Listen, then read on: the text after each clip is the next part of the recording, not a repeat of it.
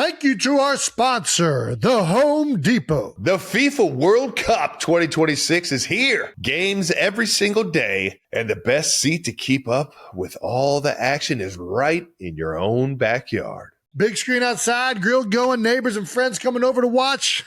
Now that's how you host. As an official supporter of the FIFA World Cup 2026, the Home Depot's got what you need to get the backyard match day ready. That's right. Whether it's a projector screen setup, string lights, little patio furniture, the Home Depot will help you make your yard the go-to spot. And with fast, free delivery on over 2 million items, you can focus on setting up the ultimate backyard fan zone instead of making trips to the store. So, as we welcome the world to our backyard, get your home watch party ready with an assist from the Home Depot. To learn more, visit homedepot.com/FIFA World Cup 26. This podcast is brought to you by Colgate Total. We take oral health as seriously as you take sports. That's why Colgate Total Active Prevention uses advanced technology to help prevent oral health problems like cavities and gingivitis before they start. It's clinically proven to provide 24-hour antibacterial protection with twice daily brushing after 4 weeks of use. So get a winning routine and prevent oral health problems before they start. Shop Colgate Total Active Prevention at a retailer near you. Ted Lasso as a coach is like the perfect temperament. And I just think it's so ironic that now that you are a coach of your daughter's team, you went back to the Coach Campbell style of coaching, of intimidation. Just yelling at her. Ted Lasso. Get your ass in on the line, ladies. Just because you're 8 years old doesn't mean you gotta act like it. For God's sakes.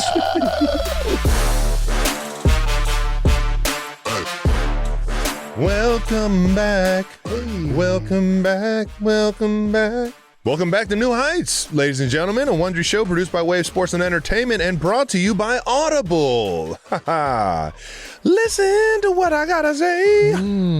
We're your hosts. I'm Travis Cousins, my big brother Jason Kelsey. If you didn't know, we are the Kelseys, and that's what they call us. And you're listening to our podcast. We are recording together here in Los Angeles, California, making our way out west. Yeah. How about that? Pretty nice. Two Clevelanders making the way out west to the show, the big time Hollywood. Officially out here for a small amount of time. Yes, and we're going to enjoy it. Yeah. Subscribe on YouTube, Wondery Plus, or wherever you get your podcast, and follow the show on social media at New Heights Show with 1S. Jason, let the people know what a special episode we have coming up. Well, we're back, and we have an incredible episode for you guys. That's right. We are bringing you this episode on Friday because we just couldn't wait to get it to you. That's right. You got a treat for you. Guest conversation was just too good. Get ready for Mr. Jason Sudeikis. Oh, baby. Man, I'm fired up about this. Dude, the best. We're going to get into it right now. Gear up. How long do we chat for the what? I only asked Well, this. I We're all mean, good. how much time do you have? Whatever. I only ask that because it's like I can give short answers or long answers. I don't know what agenda you guys have. Whatever We'll works just talk, best. yeah, I think yeah. This is not professional, as you know, Jason. Yeah. We're just out here. But I all my podcasts viewing and listening are from clips. So it's like you guys and Sue and Megan and like all the smoke. It's like So I know that it's 30 seconds at a time. No. Yeah. No, they'll cut it up to make it 30 seconds. Perfect. No matter how long-winded it is, they'll make it a clip. Yeah. Good. I respond well to editing. Samesies. Yeah. Well, that being said, Jason, you want to jump on the intro? All right, we're gonna jump right into it. We got our own Bruce Buffer right here. Yeah, let's prove it. All right, our guest. Where's my ISO? All right. Our guest today from Overland Park, Kansas. He's a 4-time Emmy Award-winning actor, a 5th grade CYO championship-winning basketball player. You might know him from his 9 seasons on SNL or starring in the Emmy Award-winning show Ted Lasso. All right now. Please welcome Mr. Jason Sudeikis. Yeah, baby. Holy smokes. Yeah, baby. It's nice to hear that all stated one after another. It's like I forget. Yeah, right. You're just driving out the windshield. I don't look in the rearview mirror often enough. And we're only hitting the highlights. We're getting That's it. Yeah, exactly. Yeah, they even mentioned my children. It's like, Speaking of which, how are your children? They're good. Yeah. They're good. Otis Daisy. Yeah. Shout out, guys. They're doing great. Yeah. They're doing well. Otis has got his 11th birthday coming up here on April 20th. And so, now, he's well into the double digits now. So it's love it. Man. Little man. You already know. I'll get him a keg. Yeah, exactly. Yeah, 100%. He's like, Daddy, I don't like this. He's ready. The bubbles. That's how we do out there. He likes in Kansas. the ceremony of it. Yeah, that and the pumping and the keg stands, just the taste. He probably wouldn't respond to. Do you remember your first beer? Yeah, it was a lot later in life than most. Okay. I was one of those athletes that took strongly to the DARE program. Me and you both. For real? Me and you both. I am the odd one out of this situation. You're the cool one. I was not. I remember Jason band, stumbling into the bedroom at 5 or not at 5, but on a Friday night. Yeah. Just hearing boom, boom, boom, poof, and like breaking doors off hinges. Yeah. And you're like, I'll wait for that. Yeah. I'll get to that eventually. That doesn't seem as cool as it's made out to be. But I do remember it was second semester freshman year of college, community college. I was on the basketball team, and we got, as an athlete, you guys know you got that. Well, maybe not for football, but like for basketball, you would get there early before school started, second semester. So we were doing practice and everything like that. Right. And I did 3 Miller Lights and then half a bottle of root beer schnapps. Oh wow! And I was ripped. Yeah, ripped. And my good friends Chris Sines and Brandon Bartels, they were roommates, and they were the ones that let me use their phone. I remember calling information in LA asking for Jim Carrey's phone number. Like where you're just like Carrey, Jim. Oh, maybe it's under James. Like Ace Ventura was the biggest movie in the world at that point. We would watch it every other week, and so it was bad. And then the next day we had practice, and I remember puking what looked like eggs, but I didn't eat eggs. Yeah, it was it was bad news. It was bad news. Yeah, and then I stayed away for like a year or two, and then it wasn't until living in Las Vegas when I was doing Second City, like in my mid-20s, that then we would go to this bar called the Crown and Anchor, which is since closed recently, and it's what we named the bar in Ted Lasso after. And it was one of those places. Yeah, we'd play a lot of darts and drink pints and eat chip buddies, which is basically like French fries on hamburger buns. Oh, it's a British thing. I mean, or a Vegas British thing. I don't know. It's one or the other. Yeah, nice. Chip buddies. Don't ask too many questions. Yeah, I know. Where should we start? You tell me. It's your show. Golly. Did you ever pitch Ted Lasso at SNL? No. No. So can you kind of give us the backstory? Because I think I know a little something. I got a good friend in KC who married a girl that I think her father was maybe a gym teacher. Oh, I had a basketball coach. Was it the basketball Donnie coach? Campbell, yeah. Donnie Campbell. I mean, the coach character itself was styled after Mike Ditka. We did these we got here. It was in 2013. It was the summer of NBC Sports had the Premier League that they're going to be showing on NBC. So they're like, okay, we want to do an ad campaign, and they had this advertising company called Brooklyn Brothers, which was actually 2 British guys, and they had like 5 different ideas for different promos, and one of them was an American football coach coaching soccer. Yeah. They were modeling it after a coach character that I had played on SNL, which was much more of a yelling type, he was a football coach. Yeah. He had a mustache, but he was a yeller and screamer, like a Bobby Knight type thing, like probably, went to West Point kind of throwing chairs. Yeah, exactly. 100% like that. Intimidation. And, intimidation versus motivation. Right. Yeah. And it's my kind of coach. And so then I was like, it'd be more fun to play like a little bit, softer version of it.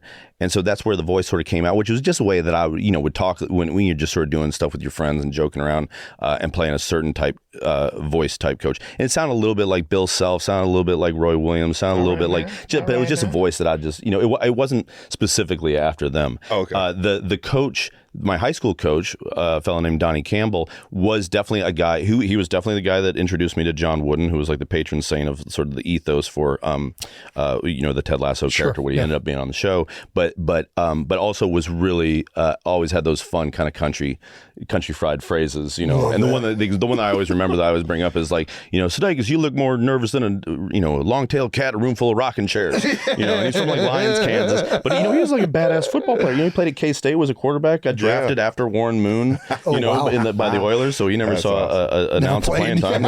But like a big dude, and when he definitely, and I think he'd own up on this, and I deserved it at the time, but he was definitely more of a screamer. Like I got the brunt of Coach Campbell, and rightfully so.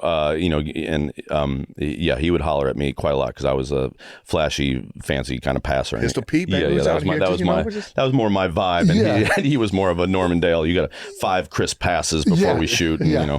And, what's all that fancy shit over there, Sudeikis? 100%. Snakes, what are you doing? Like all that. Then when we did the commercial in 2013, he was a little bit more of a knucklehead, and then then it did well. The people liked the commercial, comedy people liked it, soccer people liked it, football people liked it. A favorite quote that Brennan and I heard like a couple years after that was like a British guy come up to, I love those commercials. You got everything wrong perfectly. Which is like, that's such a lovely way to say it. And, great. And we were flattered. Yeah. So then we wanted to do another one in 2014, and so we came to NBC Sports, and they're like, sure, but we don't have the budget to fly over to London. It's like, okay, great. So then it became, okay, well, this is kind of funny because the story is he got hired and fired in 3 days by the Tottenham Hotspurs in the first commercial. So the second one was like, instead of him being mad about it, he fell in love with London. He fell in love with soccer / football, and now he's just dedicated his life, and he bought a Mini Cooper, and he's waking up at the butt crack of dawn to watch Premier League over here in the States and all that kind of stuff. But it unlocked this sort of like childlike enthusiasm for him. And he started coaching a little girl soccer team and whatnot. And so then that was 2014. Then 2015, Brennan and Joe and I hung out. We were talking about like, what else could we do? Do we do another commercial? Is there more there? Is there like a movie? And we just sat down and just started writing in 1 week's time, like in 3 days, like 6 different ideas for episodes. We wrote a pilot script, and then it just sat there for like 2-3 years. My ex and I, Olivia, we had a couple kids. Joe, who's one of the co-creators of the show, co-created a show called Detroiters with Tim Robinson and Sam Richardson and their friend Zach Cannon. And then Brendan was writing plays and acting and all sorts of stuff. And then Bill Lawrence, who had created like Cougar Town and Scrubs and whatnot, had an idea for a show that he thought maybe I could, would be interested in. That one didn't quite work out, but we hit it off. And he's like, well, if you have any other ideas, let me know. And I was like, well, we got this. We had like this stack of papers. I was like, check this out. See, is this anything? But again, towards what I was saying earlier, no part you're going to want to check that. It was like, is this anything? Like literally, I don't know. And I always put that phrase that I always heard about. I was typing last night. You just want to check out this. But did you think that it was something? No, I mean, I knew it was fun. No, not. I mean, I knew it was something that we had fun doing. I knew it was something I was excited about, but it wasn't like. I assume more times than not, when it's something. Yes. Right? Yeah, but not to the point, not to the level it became. What it is, just no way, Jose. There's no way to know that. But it was at least I wasn't embarrassed. I was giving it to a guy who could, it was like a stalled car, and I was like, do you have gas for this tank? And he certainly did, and he read it on the flight back, and he's like, oh, there's definitely something there. He was 100% into it, and so then it was like this long process of making it, of like trying to pitch it to networks and streaming sites, trying to write a pilot, then writing it, then shooting it, then editing it, and then released it to the masses. August 2020. And then it just took off in a way that never in a million years would any of us thought. I mean, I have a decent imagination. I couldn't have imagined that at all. And as Ted Lasso fans, man, thank you, because that shit is gold. I appreciate it. Have you had professional athletes or just athletes in general come up and talk to you about how much they appreciate watching the show? Yeah. And like I really do think like Ted Lasso as a coach is like the perfect temperament as a coach. Yeah. I've always felt like, and you just nailed it. I appreciate that. I don't know. I've always been curious, like what you talked about your gym teacher, or your basketball coach. Like, how did you get to that tone with him? I think it was taking the best parts of all the different mentors and teachers and coaches I'd had in my life. People like Tina, people like Lauren Michaels, people like Coach Campbell, people that I didn't have, like John Wooden, people. It is that wish fulfillment, the person that you'd want to be at, And it was also just fun because it's like a hyped up, a guy that likes to say yes and to other people that deals these things. That's and a great point, my joke, the first season when doing press, people were like, how much is that like you? It's like, I think it's the best version of myself. I don't always have access to that. How many of us do? But it's like me after 2 beers on a friend's boat. It's like in a bright sunny day where you're just like, I'm loose, I'm having fun. It's like the water's cold, I don't care. Like, let's get in there. Hey, let's all hop in there. Come on, let's see what happens. And you're just like, you want to dance, you want to DJ, you're just like, you're feeling it, yeah, he's just looking for the best in people. But I think it was an amalgamation of probably, if I were to sit down and really do the work, like probably like 20 different people in my life, and, awesome. and probably 4 of them are imaginary, just something you'd want. But we've had athletes, coaches love it. Like, I mean, we have owners of sports teams, appreciate us showing like the human side of ownership too. Absolutely, you know what yeah. I mean? Like Rebecca, shout out, yeah. And so it's in all aspects, and even just people. Like I get to go speak at these events at like these companies, and it's a lot, people that are in leadership, and we all are, whether we have a job that does it or not, we're all in a position of leadership. And so people respond to those. So many those carryovers to everything. And it's interesting you brought up Yes and from your improv time, because it is very similar with what he does in the show. But I just, I think especially when you've been through sports for so long, and you've seen how like ego and things can be divisive. The way he forgives, the way he motivates, the way he keeps people calm. I mean, the whole thing is just so well done. I don't even know what I'm asking, to be honest with you. I've just been a huge fan of the temperament of it from day one. And I just think it's so ironic that now that you are a coach of your daughter's team, you went back to the Coach Campbell style of coaching, of intimidation. Just yelling at her. Ted Lasso. Get your ass in on the line, ladies. Just because you're 8 years old doesn't mean you gotta act like it. For God's sakes, get out of my gym. Oh my God. Get the hell out of my gym, Daisy. So good. That character's right there too. Everybody's got a little Coach Campbell. 100%. It's amazing that Coach Campbell. Like a neat thing about this show is so many people connected to it have got to go off and blossom into their own thing. The Coach Campbell has like this great like speaking career as like the inspiration of Ted Lasso, which is wonderful. That's which is so awesome. neat. And he can tell the truth about me as an actual athlete. It's that whole thing. The older I get, the better I was. Coach Campbell's there to stop that shit. He's like, nope, he was not that good. A lot of turnovers. 1 to 3 assist to turnover ratio. But those 3 Never wanted to pass the ball. unless it was through his legs or behind his back. Jason Williams, light. Oh yeah, J Will, baby. No, I appreciate it. It's neat having people from, especially from the soccer world, because that's any of these are gatekeeper communities, and the way that the football community embraced us, because they didn't know, they thought we were going to be mocking it or something. 100%. And why wouldn't we? Americans coming over there, and yet impossible to do when you have someone like Brendan Hunt, who's like the football soul of that. He loves that sport. He comes about his love for it. Honestly, he was a Chicago boy who made fun of the scores and like 90 minutes of nothing, and then was working in Amsterdam and fell in love with the sport and loves it to his core, and that permeates throughout the show. And we try to honor that versus being parasitic towards it, because it's the only way I think that the character would want to be. It sort of permeates from that ethos, which is really, really, really special and really neat. Awesome. Well, is there season 4? Is it in the works? Is it? Are we allowed I don't know what I'm allowed to ask on you this. can tell us to fuck off. Yeah. No, you're gonna. That's what we're writing. We're writing season 4 now. Yeah. That's the official word. Yeah. No, Ted's coaching. Yeah, they're a women's team. So that's happening. That's women's team. Yeah. That's what. There you go. Is he coming back to the States, or am I asking too many questions? He was back in the States. That's too many questions. But all right. We'll leave it at that. And it's only because I don't know.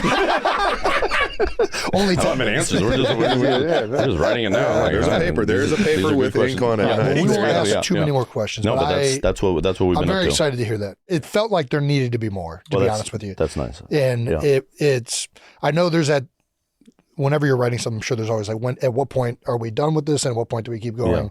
I think I speak for Ted Lasso fans everywhere that we really did not want you to stop. So please keep doing that. That was we had those a couple of years there where we had the writers and actors strike, and that made the time off that we all earned feel a little less special, because everybody was off, and it's heartbreaking because that makes things tough for not just the actors and writers, obviously, but everybody else involved in making these things, and people behind the scenes, and then put up the lights and make the costumes and all that stuff came to a grinding halt. And then just through that, post that, I should say, just the universe kept just like saying things, whether kind folks at airports or on the internet, or friends of my folks, or just other people in the industry, other people in wherever, in any walk of life. And it was just like, okay, I hear you, we hear you, we're listening. And then just more stories kept unfolding and just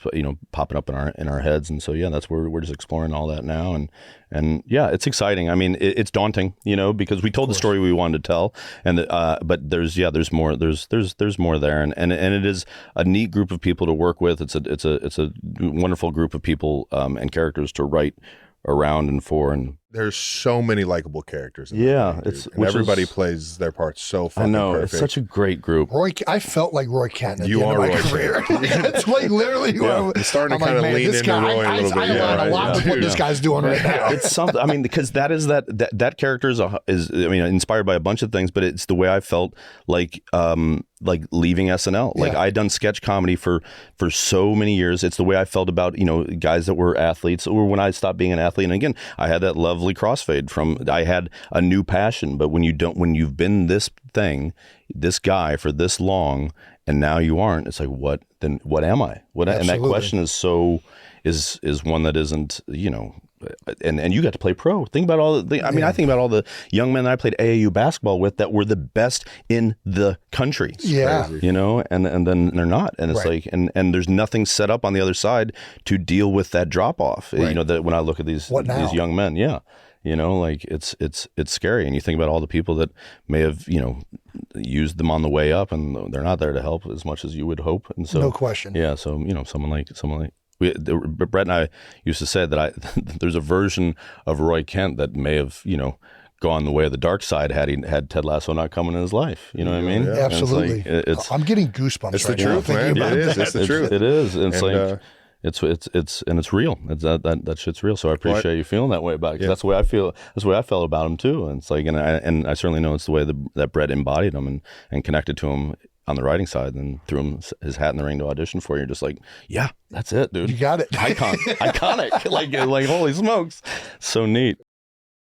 I want to hear about Second City in Vegas, man. So, okay, yeah. How did you end up going into Second City? Did you always know after like your hoop dreams and everything? Was it? It was really kind of nuts. I went from. There's a thing in Kansas City called Comedy Sports. Have you heard of that at all? No. It's still around, and it's basically like short form improv, kind of like that TV show Whose Line Is It Anyway? Yeah. So that's something you would go to after homecoming. You go to the dance, and again, not drinking. We'd go see Comedy Sports because it was a family show, and like there was no swearing or anything like that. Yeah. So I did that in KC for a while.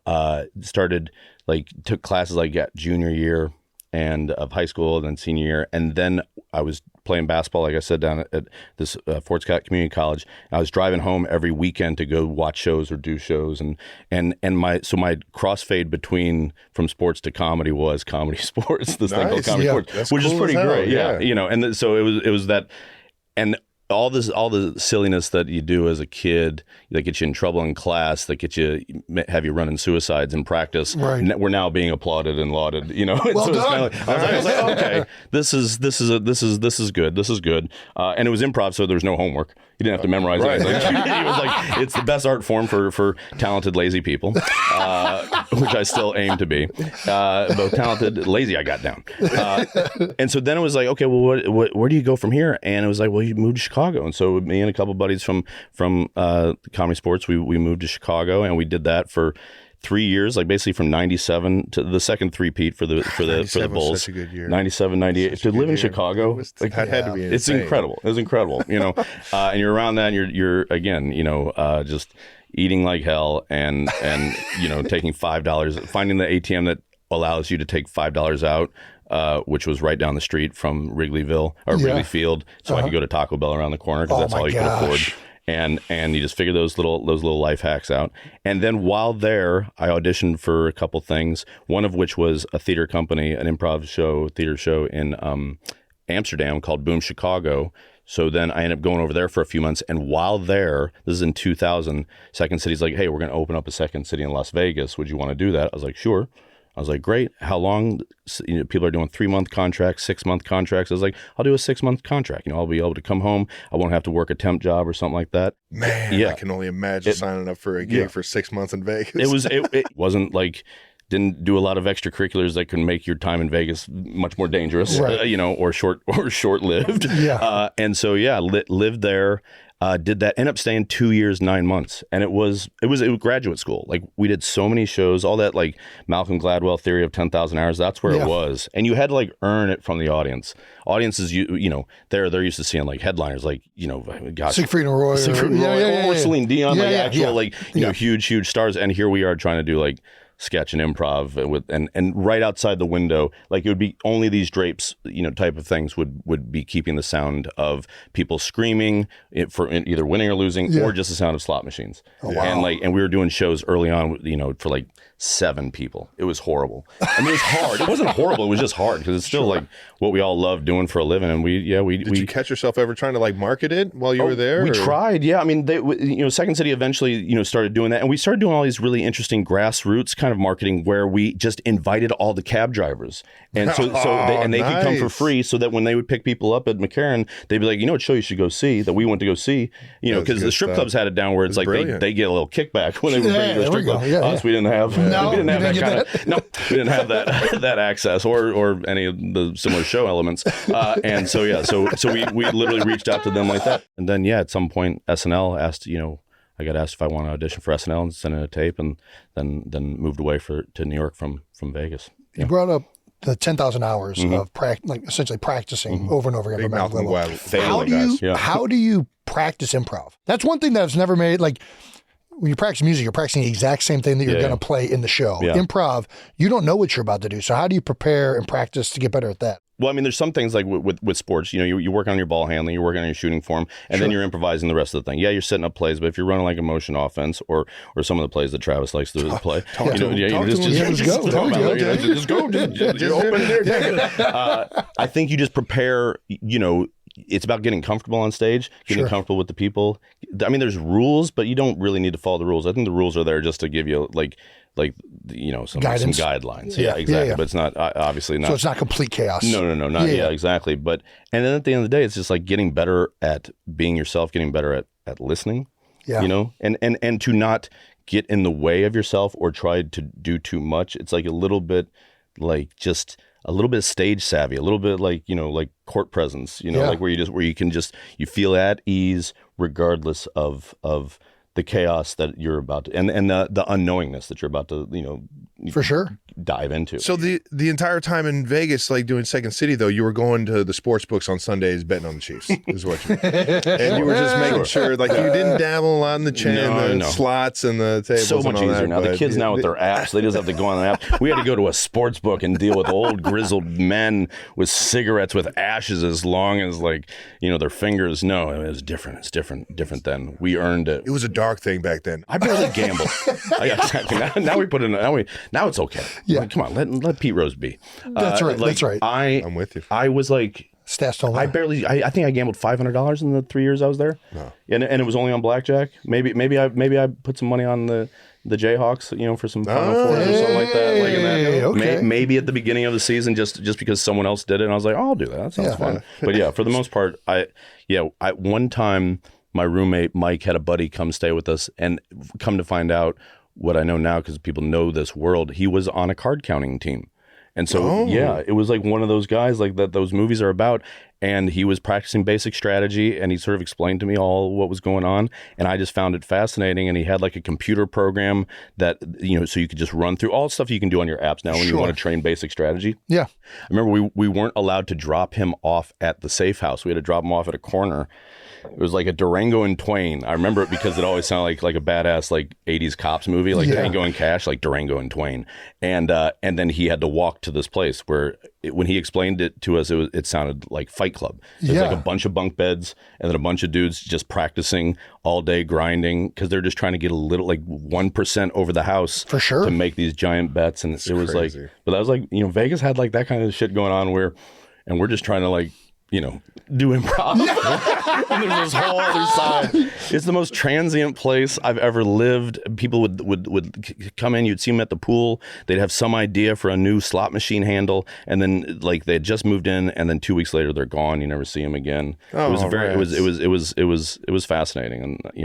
And people, we lived in corporate housing right off of Flamingo and Koval and Flamingo and Koval, right? Which I found out a year into living there. It's right where Tupac was allegedly shot. Oh wow! But yeah, it got a little intense. It got intense. We walked past it. Oh yeah, Well, it's all cleaned up now. We all bought Razor scooters. You remember the little ones? On the backside of Flamingo, the hotel. Yes. Hold on, we're talking about Razor scooters right now. Sorry about that. Exactly. But there was there was a street. I forget what it was. It wasn't Flamingo, but it was one. What was it, west of it or east of it? And we would ride our little. We'd unfold our thing and haul ass up there because these are all like, it was filled with degenerate gamblers and addicts, and it was heavy duty. And we'd sneak in the back way of to the Flamingo, walk, fold it up, walk in through the swimming pool area, and then sneak right in. Yeah, oh man, yeah, that's awesome. The Flamingo. Was there ever an end goal in mind? No.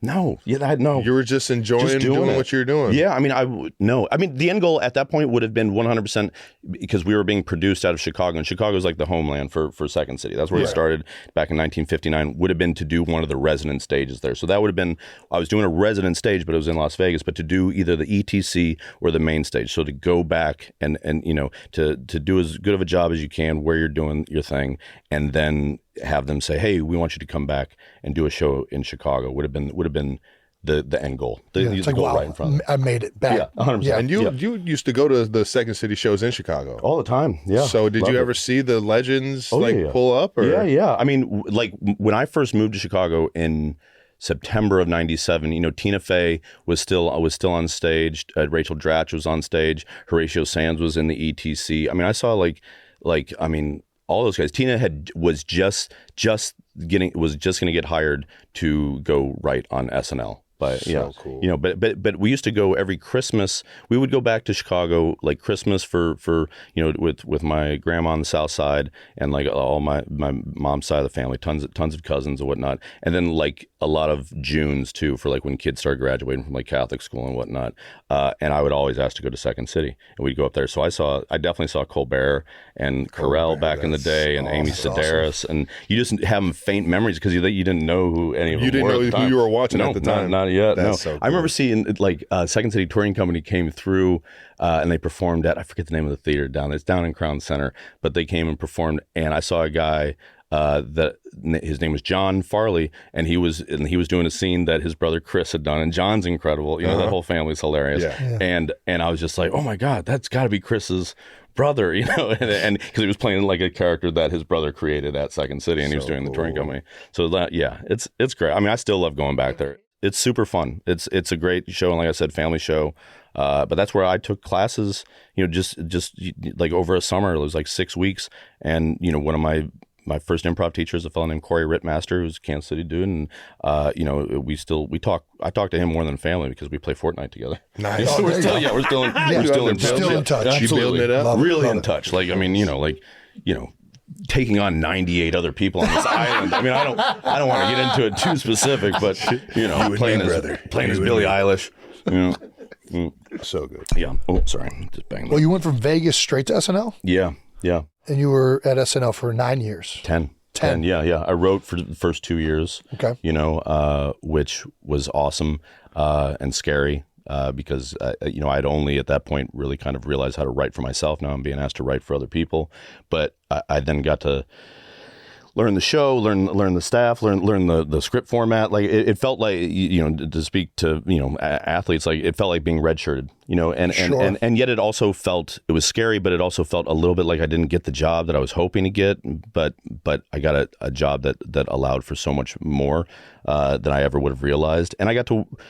I started out hot. I got like, a couple sketches on right off the bat, writing for people, writing with other people. And then I just went blank for months. But I really, really loved the rewrite table. And that's when you're like sitting around talking with the other writers, other other cast members, and you're just hyping up their material. And so there's this whole theory in philosophy and SNL, in improv called yes and, where you're supporting the idea and then you're adding to it, and that's just a form of rewriting. So all those 10,000 hours of doing this thing, of just your brain's just sort of clued into it. And then the other thing that's really neat, and it's one of the things I always speak about in relation to team sports, which is just a direct correlation for me to the ensemble arts, is just those time of being with your friends, with your teammates in the locker room, on the bus, and joking around and having different friends with different sensibilities and different sense of humors, and be able to joke around with any of them. Then then to get paid for it at SNL is like you're doing. I was literally doing the same thing that I was doing with my friends, back in high school. Like after a win or a loss, driving from Lawrence, Kansas, getting our ass kicked by them, and then driving back to Overland Park, and that's 30 minutes of hell. Or I would say that's 10 minutes of hell, and then the last 20 minutes is fun. Yeah, exactly. Yeah. It was just silliness. I would say easily the thing I miss most about playing football is being in the locker room and being around the guys and like that camaraderie for sure. Yeah, so definitely can relate to that. And even to add on to that, growing up and how many sports we played, how many different, like playing hockey, playing baseball, like the hockey guys are completely different than the football guys, that are completely different than the basketball guys, or even the lacrosse guys. Like it's like the wrestlers are what do you do? They're nutcases. Nutcases. Yeah, I didn't do it. I was out on once I saw Jason's pimple on his forehead pop on someone else's face. Wrestling in middle school, I was like, I'm good on wrestling. It's the weight, the yo-yo weight stuff. I still remember getting pinned one time. Like Kurt. This was my 7th grade year. So I was wrestling somebody older. Oh, okay. And just the guy had his armpit in my face. Yeah. And the pungency of this guy's armpit will forever be embedded in my skull. Like, I was just like, man, this is fucking gross. I remember what school it was? Puberty. You remember what school discovered deodorant yet. Yeah. And he needed what school was it? Remember the school? This was actually a teammate. I didn't want to say. Okay. There you go. We were sparring. Yep. Hey, we'll leave it at that. Ended up being initials. a great football player. No, I would say the only other athletes that it's a good teammate right there, boys. Right. It's a good teammate. Like when I was at Fort Scott, we shared our gym with the rodeo team. Like there was the field house was half. That's just shit you don't get up in Cleveland, Ohio. No, you don't get a rodeo team. I mean, it was nuts. And these dudes were the skinniest, like flattest butts dudes you've ever seen in your life. And they were so tough. We'd be in there like with the trainer, like how I jammed my finger. And they'd come in, they just got their rib punctured by like a bull's horn, and they're just like, tape it up so I can get back in there. And we're just like, okay, crazy. Yeah, you look at the laundry list of some of these rodeo professionals. The injury list of that is much bigger than NFL. Absolutely. Yeah. No, it was those guys, those men and women were so tough and so. I'll tell you what, man. Some of them started wearing hockey helmets. Yeah. I put on a hockky helmet before. Yeah. That shit ain't stopping nothing, dude. Are you kidding me? No. It's going to hurt still. No. You got to put on everything. Yeah. No, the Bulls, that's just another target for them. They want to. So back to the. Did you enjoy writing more or performing more? Or do you enjoy writing or performing more? Or are they They're both pretty two fun. Different sides of the same coin? Yeah, I mean, they're pretty fun. Both are fun. I mean, 100% objectively, writing is more difficult. Like it's exhausting. Like, we're in the writing process now, and it's just like, I know it's not farming. I know it's not digging ditches. I know it's not teaching math to kids that don't want to be there. I know that very well, and yet it's so hard because you're just in your head the whole time, and you're just actively thinking and actively listening, and it's just a lot. And yet when it flows, it's really, really fun. And there is something just fun about, I don't know, talking to yourself and then typing it out and feeling a little bit like you have control over the universe, which we have no control over. And there is a little bit of that wish fulfillment. Yeah. But I love rewriting. I love seeing something in someone and trying to, like, bring that out of them and encourage them to access it for themselves. Like that's a fun thing to do. But performing is great. I mean, it is. It's hard in a different way. But it's mostly writing something else. There's nothing more daunting than a blank page. It's so scary. I don't even know where you start. Yeah, me neither. And I've done it for years. I don't think I'm good at it. You guys are already 2 steps ahead of me. I can't even read or write. So it's like, I don't know. I see a blank page. I'm like, that thing's probably going to stay blank. It's like I can read that. Yeah, no, I got that. I can imagine everything. Actually, endless possibilities right there. I started getting more stuff on the show when I was able to write it and act in it. That was one of those things. You feel more comfortable writing for yourself at that time. At that point, yeah, 100%, yeah. Because then you just know what spin you want to put on that. Probably, that has to be kind of a lot of people's sweet spot, right? Yeah, that can do both at least. You know what I mean? And I had such a badass generation. My SNL generation. I'm so like. What a blessing to come in with that group of men and women, both behind the scenes, in front of the camera. Like, it was something else. And so, like, our cast could write their buns off. Like, I mean, it was neat. Like, and so everybody, it was scary though too, because you're kind of like, shit, you're all just jockeying for 30 minutes of airtime, between, when a host comes in, you got to share with the song, you got to share with update, you got to share with commercials, obviously, that's why it's there. And then it's the funniest people. I never thought about that. It's really just about 30 minutes. If that, it may be 27. It may, but wow. I mean, it's nuts when you really, really think about it. Mm-hmm. And then on Tuesday night, when they're all writing and they're laughing, when I was office mates with Bill Hader the first 5 years, and then Mike O'Brien the second 5 years. And my office was right next to a fellow named James Anderson, who's one of the best writers at SNL in SNL history, and he wrote a lot with Kristen Wiig. Okay. And when I'd hear those two laughing, and then sometimes Paul Appel would be in that office too, because James and Paul were dear old friends. And there was a banger cooking. You were just like, oh no, what are they cooked up now? What's every little girl gonna be dressing up for next Halloween? It's like what iconic silhouette is she going to create, and what voice you're going to put it to, and it's something else. Yeah. Did you have like that goat in the acting world that you like looked up to, that you aspire to be, or even somebody at SNL where you were like, oh shit, I'm finally in the same room as? Oh, for sure. I mean, there were people like that. I mean, like Tina was someone that I loved watching. Like her, and she did a lot of scenes with a fellow named Scott Adsit, who's one of my all-time favorite performers. They were like Second City legends, and he ended up playing Pete Hornberger on 30 Rock too. And he's still, like, when I watch him perform, he just knocks me out. I just think he's such a great actor. He's funny as well, but he's just really good actor, and he was really great at pantomime, which you do a lot at Second City so you don't have all the props and all that stuff. I'm gonna need you to tell me what pantomime is real quick. That's just miming. Just miming. Just miming. Okay, yeah. So you just brushing your teeth and all that kind of stuff. But he could. There's a scene that he does where he's running up a stairwell, like a stairwell like this, and it's just it looks like there's a stairwell there, and it just looks like a magic trick. You're like, there's nothing there. It's just incredible. Or chasing a car, and he's just incredible. And he would make it all look so believable, but it was also very funny because he's making something out of nothing at the same time. But him and Tina would just do these really, really clever, really smart scenes, and so that was like, so to have Tina Fey be like a hero.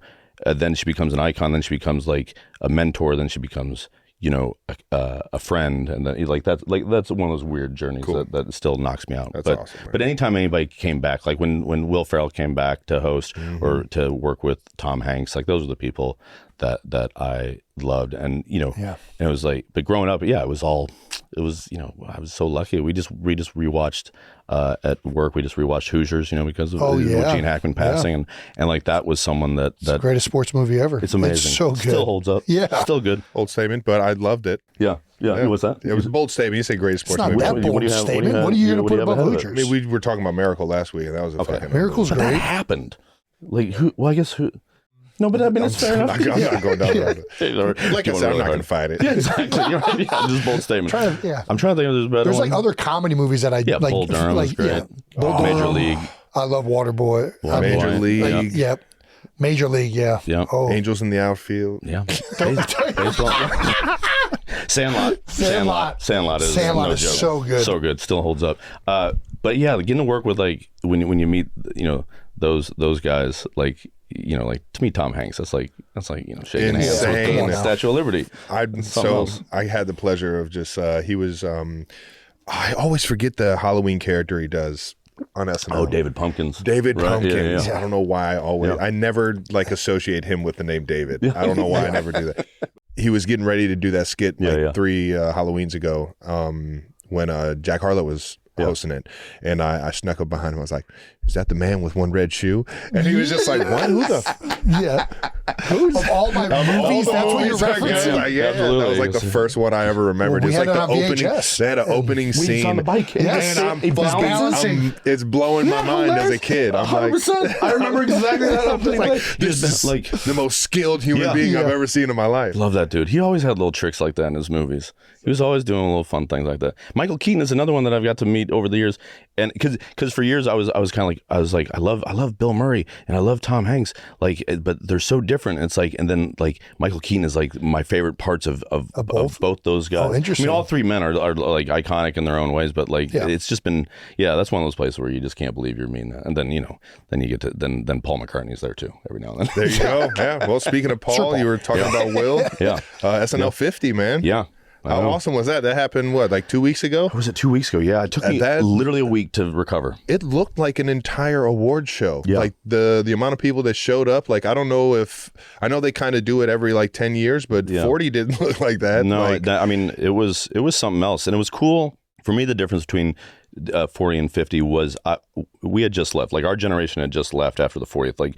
Like Andy and Kristen had left in maybe 2012, and then me, Fred, and Bill left in 2013. Seth left in 2014. So our generation had just really left. So it kind of felt like we were the freshmen coming back to homecoming, like the college freshmen coming back to senior year homecoming. And now we're 10 years in. I got a couple of kids, it's neat having something that you've made that's, people are responding to, like Ted Lasso. So now you're just kind of baked in. And I think the generation after us too, with like Vanessa Bayer and Taron Killam and Kate McKinnon, like that generation probably felt a little more baked in too. And because they were on the show at the time of the 40th. And so, it was great. It was just neat and love. Absolutely. I mean, I enjoyed every second of watching that thing. Yeah, man. same. You got to be in the skit, the jail skit. Scared Straight. Straight. I took a photo of the good nights when you're saying goodbye there at the end of Will Ferrell and Eddie Murphy like saying hi to each other, and those are my two favorites from the show. And they're just saying hi to each other. This is at the 40th, and then 10 years later to be in a sketch with them is like is nuts. No, it's great. And my kids came to watch rehearsal on Saturday. They just came to watch the big New York musical that we did, where Forte and I are doing and Wig are doing the songs from Les Mis, and they're sitting there, and then we're getting ready to leave, hop on the train, go back home, and Jenna, stage manager Jenna, if you remember, she's like Paul McCartney, Paul, we're ready for sound check. I was like, oh, Paul McCartney's about to play. All right. We're gonna stick here for a little bit. Daddy needs to watch this. Sorry, guys. And that, I mean, when they say don't meet your heroes, they are not talking about Paul McCartney. That guy is a great person to meet. He's just he loves being Paul McCartney. He is the coolest dude in any generation, in any room. He is just the coolest guy. Man. He accepts the responsibility. Yeah. Like he is like, I have been given this gift. I have been put into this Paul McCartney. He is that soul in a Paul McCartney vessel, and he's like, what do you need? I mean, just having him and my sister were talking about Let It Be, like the song, and he's responding to her as if he's never told the story before, that no one's ever asked him before, and he's so present. Dude. Like it's amazing. And then everybody throughout the day are just every now and then when you see Paul up on stage, at every point someone's looking on their phone, looking, how old is he? It's like he's got more in the tank than I did at one point. I was exhausted. He's like 82, almost 83, and it's just it's like, oh, that's so cool. Do you have a favorite sketch from your time at SNL? Ooh, I had another one of those questions. Yeah. I would say during my time, and I've answered this before but it's the truth. Was my favorite to do was What Up With That. Because it was a big cast sketch. It also was one that people started getting really excited about, and we would normally do it after Weekend Update. That became its slot, and so you went when you hosted and everything. Yeah. So how incredible, like what happens in the commercial breaks, like what that crew, what those men and women do in that amount of time with that amount of intensity and taking things down and putting them up. So when they whip that giant ass Weekend Update desk and they bring it right down the center pipe there, and they're taking down the thing, then they start putting together the what up with that set. Yeah, the crowd would just start getting like, oh shit, here we go. And all of us are in it. We all know our function. We all know our role. Everybody gets like a little highlight, little spot here and there. We eventually started getting like insane cameos, whether it be Robin Williams or Robert De Niro or just someone, or Samuel L. Jackson, like someone who's not going to say anything, is only there to be in this sketch, and then wave goodnight and then come to the after party. Like that was just so fun. That was one of the out of the recurring ones. I loved Wig and I, in our first few years together, did these characters called the two A-holes, which is really fun, where it's like a guy chewing gum, and his girlfriend kind of like playing with her hair and chewing gum, and they were just those were a blast to do and write, and people. It was definitely an archetype that people saw in the real world. Sure, it still exists. They're still out there. They're doing well. Yeah. Then like a few of my personal favorites that I was involved in, like Forte and I had a lot of fun things. We did a sketch called Potato Chip. That the very first time we did was with Taylor when she hosted. Nice. But it didn't make a young Taylor too. A young Taylor, yeah. And but it didn't make it to air. We ended up doing it with Blake Lively. She ended up getting it over the hump for us, and they played it so differently, which is one of those neat things. And it was like, it's the silliest sketch in the world. It's worth looking up. It's called Potato Chip. And then Forte and I would do these ESPN announcers, like for women's sports, where it was basically us like trying to sell. It was us, doing like lawn darts or billiards, but then we would also be trying to sell everything was sponsored by like Massengill, I would do these like crazy rhymes, like when your uterine lining looks like the elevator from The Shining, maxi pads. You're and it's just, it was so ridiculous. Oh my gosh! And it's like, but people loved it. People loved it. And I remember they put together a couple of years while we were still at the show, where it's like all the different sports sketches, from like when Joe Montana or Peyton had hosted at that point, or Michael Jordan or whatever, and we got to do the bumpers, and so we filmed all these live in front of like just 30 minutes before an actual live show, and we got to do these things, and we did them as these characters, and we had so many of those like crazy rhyming things that I can't remember any of them now, but they're all just more like standards and practices. The censors were more and more nervous with each one, and that when you walk that tightrope on that show, that's such a fun thing to do. Absolutely. Even though it drove Betsy Torres, our standard. Shout out to Betsy. Was there ever a sketch that you just knew was going to crush it, and it just never caught the air? Like ever got the green light? It's good. One of the nice things that you learn there is that nobody knows shit.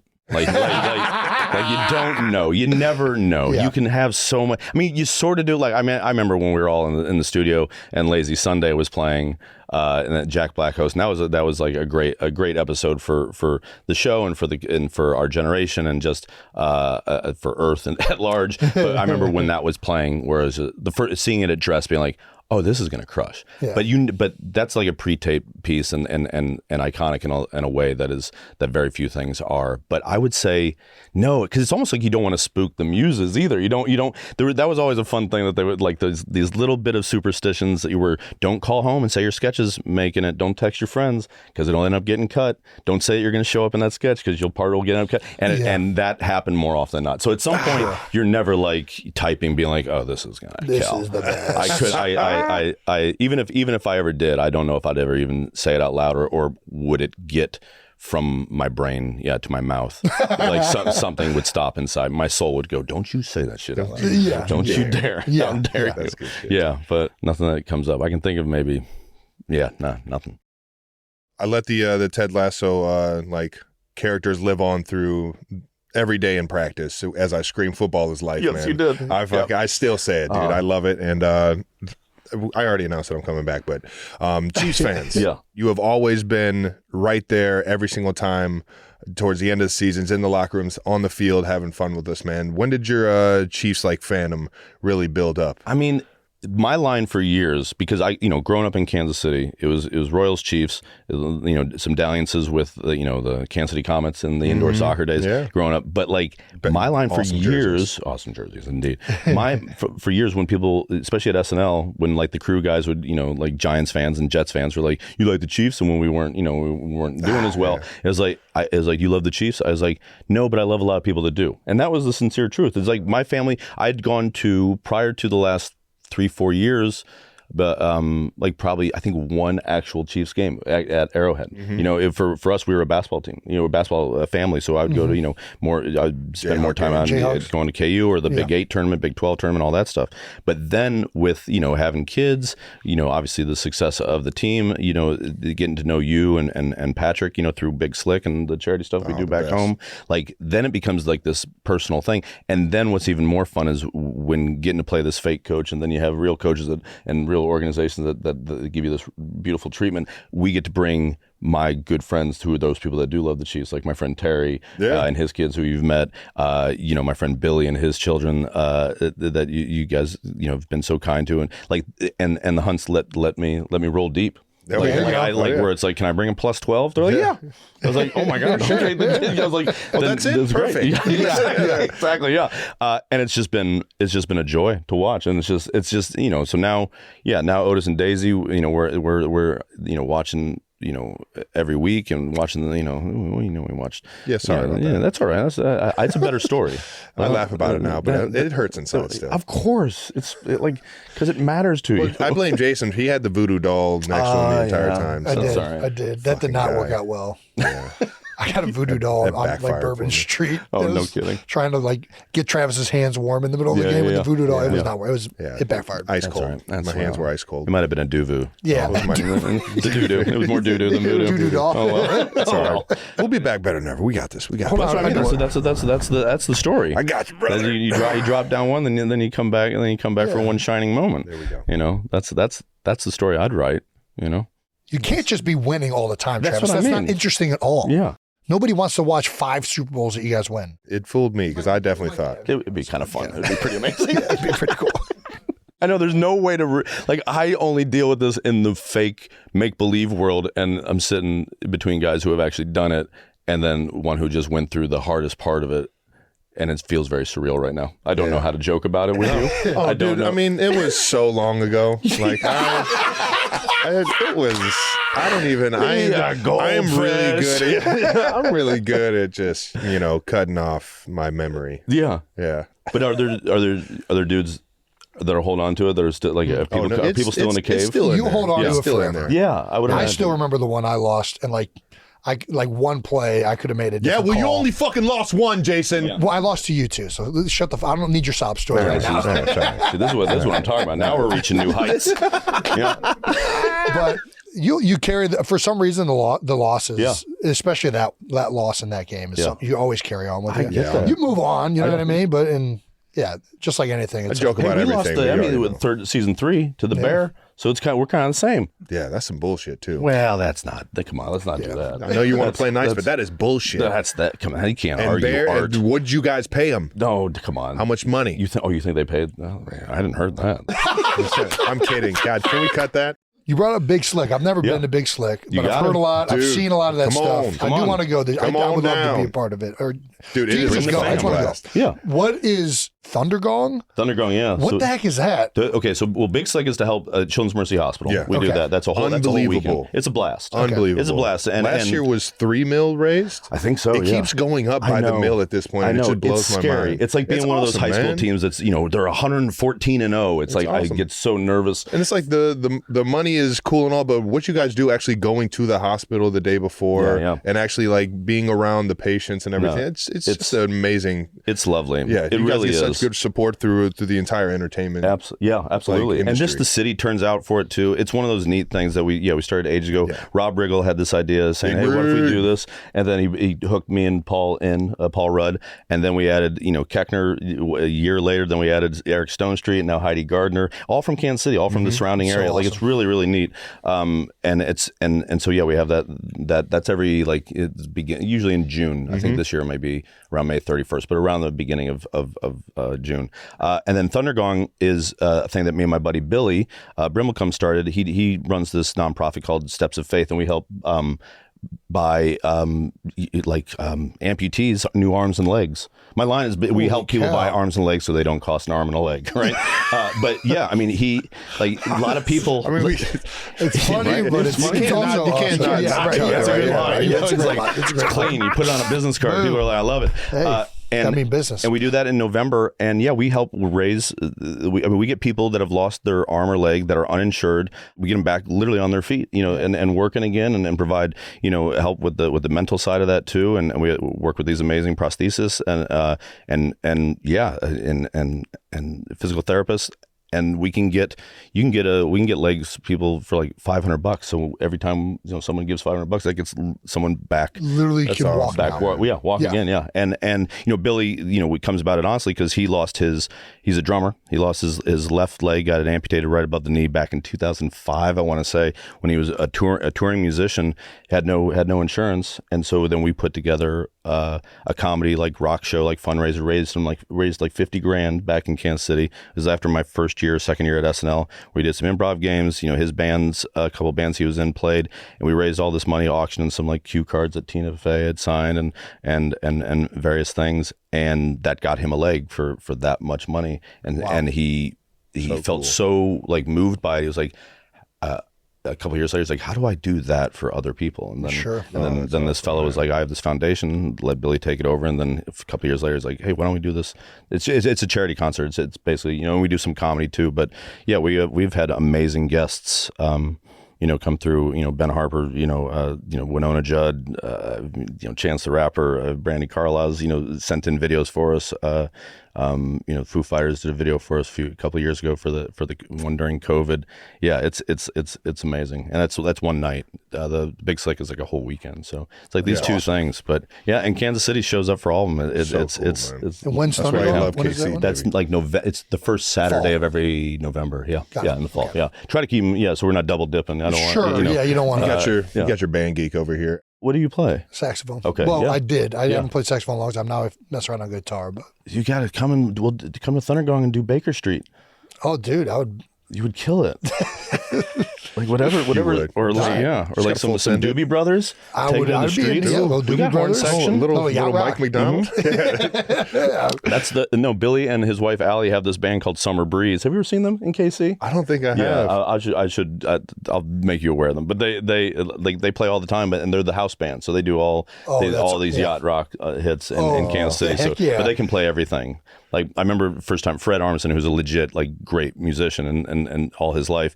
He just at the SNL50 has played with Devo and the B-52s. And I'm just like, which was so neat. I'm sitting there like, I feel like a proud papa. I asked him, I go, I can't believe you got to play with Devo, knowing that he loves Devo. He goes, the first show I ever saw at Radio City Music Hall as a teenager was Devo. No. And I'm like, and now you're up on stage. He goes, we just geek out like that kind of stuff all the time. Awesome. We geek out over the B-52s. Yeah, the B-52s as well. Come on. My mom had 2 CDs in her car. Yeah. Yanni and a B-52 CD. I forgot all about Yanni, dude. So goddamn much as a kid. To this day, if Love Shack comes on, we're going to be jamming to it. Oh, it's so funny. And Yanni, you can't. Yanni, she just had Yanni to put us to sleep. She was just like, all right, you guys are talking way too much. I don't remember many of the songs. I just remember the photo on the album, the hair. Pianos and violins, that's all I remember. It's a vibe. Yanni's a vibe, yeah, for sure. I love this, man. Dude, I wanted to end, but we got one more little part in here, even though we haven't been going off this. If we're gonna your do battery's out. It's not the battery. I locked it and I don't know how to unlock it. So even more complicated. We are amateurs. There we go. Hanging like this. Don't cut that out. Yeah, absolutely. Oh my gosh. We got to ask. Yeah.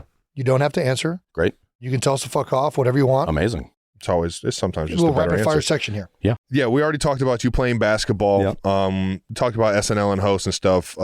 Who's better in their respective fields? Are you better as a basketball player, or is LeBron better as an SNL host? Wow. You both played. You played in the All-Star game with him. He played on SNL with you. Yeah. Look, as an SNL host, he's a hell of a basketball player.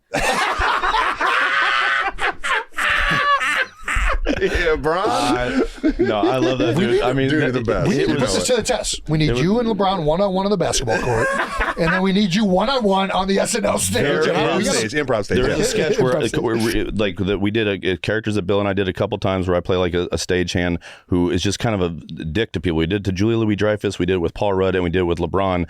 And I challenged him to one-on-one in the sketch. And in rehearsal, I did go by him and then went up, and he didn't know I was going to go do a reverse layup, and I did score on him on an 8-foot goal. And he was actually trying to he was 100%.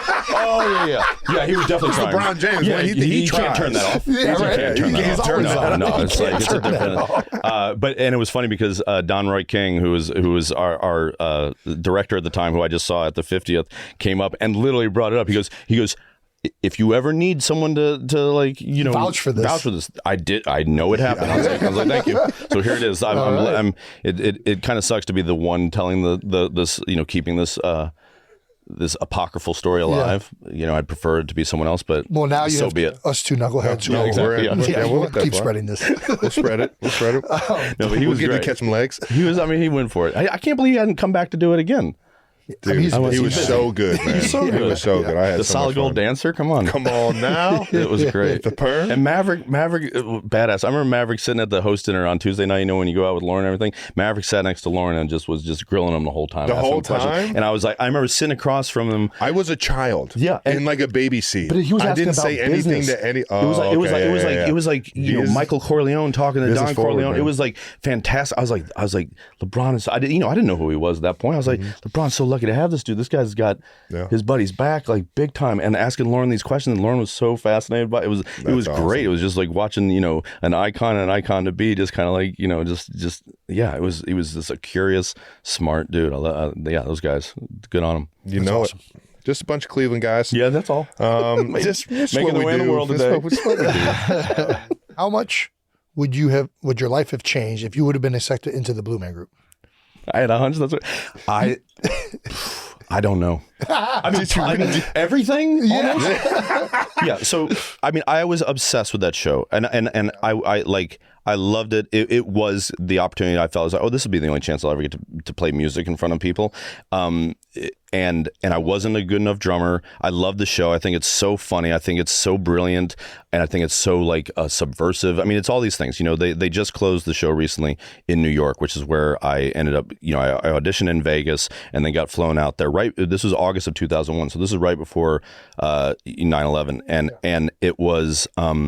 And I had buddies of mine that were in Blue Man Group in Vegas because they took a lot of our improv classes. We got to know them. Our shows hung out a lot, like both, off stage and like, at each other's houses. It was an amazing time because we were this different kind of show.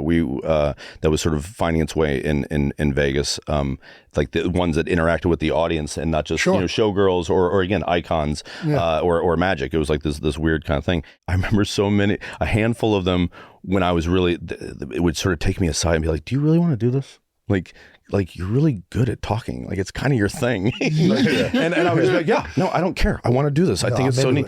And but it would be, I wouldn't have my kids. I wouldn't, there's a whole bunch of stuff that'd be different. I'd be, every time I blow my nose, blue stuff would come out. My eye boogers would be blue, who knows? I'd be a much better drummer than I am. Dude. My rudiments would be solid, but. Well, did you have to paint yourself for the audition? Mm-hmm. Not for when they flew us out. There's gotta be a pic. I wish There's no isn't. way. There isn't. And here's you dressed up like that and didn't get a pic. I know. But when you wear all the same color, like this is pre-iPhone. So it's pre-iPhone. Yeah, right? we had a disposable camera because they put you up in this like dorm. It was on like 13th Street, and it was all these like-minded all of us were like 6'1" white guys, and majority of it, like if there was 10 of us, I would say 9 of them were, musicians first, or 8 of them were musicians first. And I was more of an actor with and I had been literally practicing on like a drum pad during intermissions at my Second City show, or in between shows, driving my castmates crazy, I'm sure. And yet everybody had this like fun spirit, and we were all in New York, flying in from other places. And I remember we bought a disposable camera because we got bald and blue, as they say it. They do a bald cap and the whole thing, and the cobalt blue. And so somewhere, I don't know what happened to that disposable camera, because you got cut like after 3 days, 5 days, 7 days. I imagine it's like, being in a combine or like in a camp. American Idol, Jesus. It really was, yeah. And I got cut after 3 days. And they were like, if he could be a blue man if he worked on his drumming. And then I go home kind of defeated. And then, a few weeks, later, 9/11. And then it was like, then that sort of like rattled us all. And like, okay, what do you love? What do you really want to do? And it was stick with Second City at that point. And so I never auditioned again. But there's a camera out there. But I know when I saw myself in the mirror, I looked at myself, and no bullshit, this isn't even like humility. I was like, I look like a blue peanut M&M. You couldn't see my cheekbones. You couldn't my feature, any features that I have on my face just got washed out. Yeah. And I just looked like all the dudes that I was friends with all looked like male models. And I was like, oh, I think maybe I thought that if I wore this, I'd look as cool as they do. It's like, no, Jace, they look like that out of the makeup. It looked like an upside down blue peanut M&M. It was horrible. Good. So yeah. Well, I mean, we know you're a music guy. What's your go-to karaoke? Ooh, I like "Into the Mystic" by Van Morrison. Oh my, okay. Yeah. Nice. That's kind of some saxophone in it. That's a great one. Yeah, I like that. Yeah. You play that. Like that. Or, I mean, Belle Biv DeVoe, Poison, gets the crowd going, and you got a little rap on there, too. Yeah, you can get the dance moves going with that one. That's true, yeah. As long as I don't tear a meniscus. Damn it. Yeah, don't do that. Do not do that. I know. That's how you know you're old, when you learn the word meniscus. Football players very familiar with the nerve. Yeah. But yeah, those are a couple that come to mind. Forte and I used to do karaoke so much during our SNL years. Like, we would just go, just the two of us, to one of those private rooms in the West Village, and just get after in the afternoon. Nice. And it's just a blast. that's Paul Rudd, one of the greatest karaoke singers of all time, because he does deep cuts. I have learned of songs from doing karaoke with Rudd, where I'm like, what is this? It's like, oh, this is a song called "Dry Your Eyes" by The Streets. I'm like, it's like British hip hop guy. I was like, I'm like shazamming a dude doing karaoke, and it comes up. Yeah, him, that whole crew that did Wet Hot American Summer, like Ken Marino and Joe Latruglio, like really, really great karaoke. Bobby Cannavale, really a remarkable group of guys that would sing. And then Rudd and I will do some Broadway that'll do Rent, Knock Your Socks Off. Nice. Oh wow. Because in those private rooms you can go to private places. You're literally. Brent was another dude. This is just so good. Having so many flashbacks. All right. Great. Let them be flash forwards, bud. That's right. All right. Last question. If you weren't an actor, what would you be doing? Oddly enough, I think I would probably want to coach basketball and teach acting. Nice. I think that'd be so neat to be a drama teacher, and it's kind of what I get to do as Ted Lasso. Yeah. Both behind the scenes and in front of the camera. I really like seeing people reach their potential. I like encouraging that. I don't do it as well as I could at every given moment, but that's one of the neat things of getting to write a show where you do play those type of characters. But yeah, I think those are two things that I've benefited from greatly in my life, both team sports and being around the arts, like growing up, my mom taking us to see everything, my dad playing all sorts of music in the car, and just everything in between. But I would want to do some version of that. I mean, I guess I am kind of doing that with my kids to a certain degree, right? And take them to go see plays and going to see basketball and sports and whatnot. But yeah, that would be it. What about you guys? What would you do? Me? What are you gonna do? I don't know. Yeah. What am I doing? I mean, I think that's why Travis signed up for another year of football. Where it's like you don't have to ask that. This guy has no idea what he's doing with his life right now. I got to keep playing as long as I can. Do you know what you had done?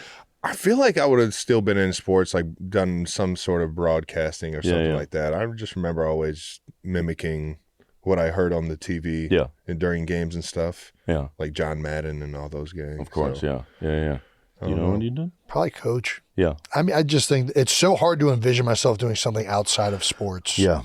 That was really the only thing that I was ever good at. I could see you playing the sax. I could see you playing the sax on SNL. The sax on SNL? Yeah. I was baritone in Cleveland Heights' jazz ensemble. You had some fucking solos, though. You know why I was baritone? Because I wasn't good enough to play tenor or alto. Baritone's like the bass line? Yeah. That's funny. Yeah. Slow fingers. You got to get those right. things You know faster, man. Lenny Pickett is a legend. Oh, yeah. I mean, come on. Yeah. Power, man. That dude. Yeah, baby. Golly, Crazy Legs. What was his name? Do you know? No, I don't. Forget. He has. There's a dance that he does, like Lenny Pickett, who's the guy that played with the saxophone on SNL. Tower Power is one of Tower our. Power is his. Yeah, but he has like a dance move that he did. He would like, I don't know. Yeah, it's something that my buddy Billy always brings up. He's like, oh, that's Lenny Pickett, man. Crazy Legs. Now I'm gonna be using this. I can't wait to watch these. I know. Clips. I gotta find out what it is. Jason, that's not what it's called. He's a very, very chill guy. His saxophone is all over the place, but his voice is very chill. Lenny, legend. I love it, man. Love Dude, thanks for coming on, brother. Of course, man. You're the best, brother. It's been so great. Thank you for having me. Really, yes, absolutely. Thank you so much. Appreciate you always showing up in KC too, man. We'll get back on the train, baby. Absolutely, we'll get back on the train. We will indeed. We will.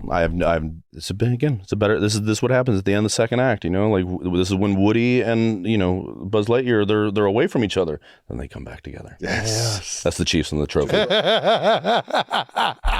Let's do it, baby. All right, now. Shout out to Jason Sudeikis.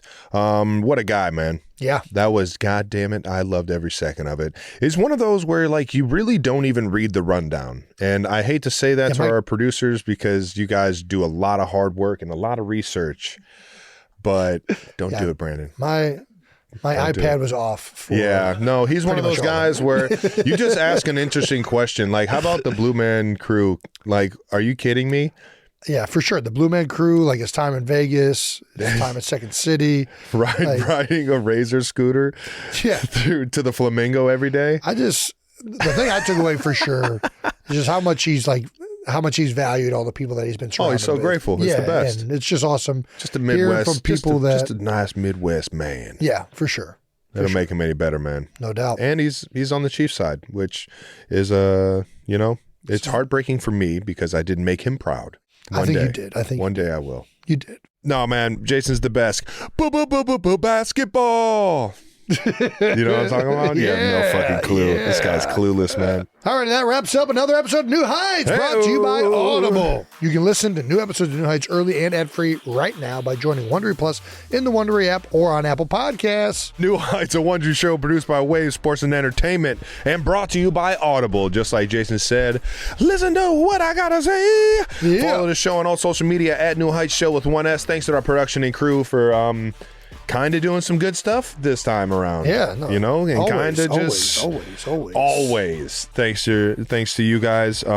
Please delete anything that I will get canceled for. And to the 92%ers, hopefully you guys enjoyed both episodes this week, and we will see you guys next week. Appreciate you tuning in. Peace.